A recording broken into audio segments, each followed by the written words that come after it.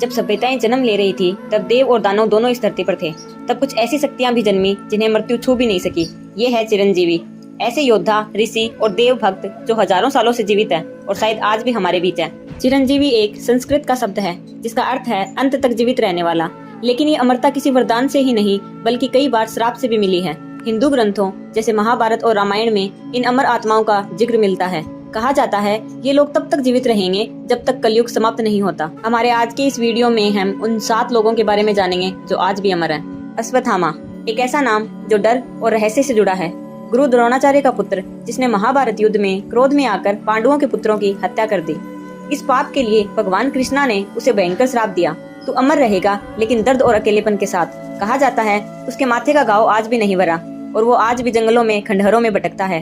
भारत के कई इलाकों में लोगों ने उसे देखने का दावा भी किया है। राजा बलि एक ऐसा राजा जो असुर होते हुए भी धर्म और दान में सबसे आगे था। उसकी शक्ति से देवता भी डर गए। तब भगवान विष्णु ने वामना का रूप लिया। 3 पग भूमि मांगकर उन्होंने पूरा ब्रह्मांड नाप लिया और बलि को पाताल लोक भेज दिया।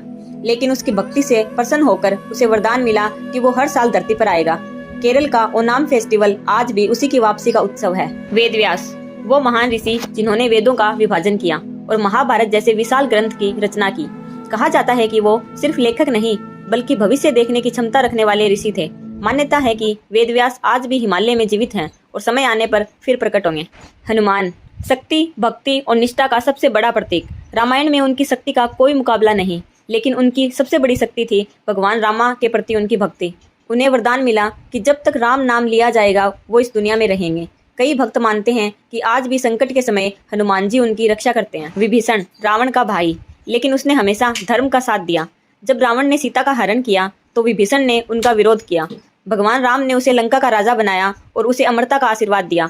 आज भी माना जाता है कि वो धर्म की रक्षा कर रहे हैं। कृपाचार्य एक ऐसे गुरु जो युद्ध के बीच भी संतुलन और ज्ञान का प्रतीक थे। उन्होंने दोनों पक्षों को शिक्षा दी और अपनी तपस्या और ज्ञान के कारण उन्हें अमृतत्व प्राप्त हुआ।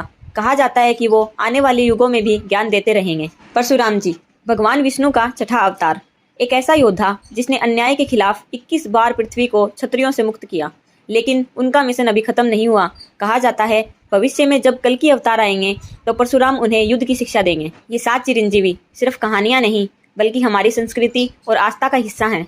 कुछ लोग इन्हें मिथक मानते हैं तो कुछ आज भी इनकी मौजूदगी पर विश्वास करते हैं। सवाल ये नहीं कि ये सच है या नहीं, सवाल ये है क्या हम उनकी सीख से समझ पाते हैं।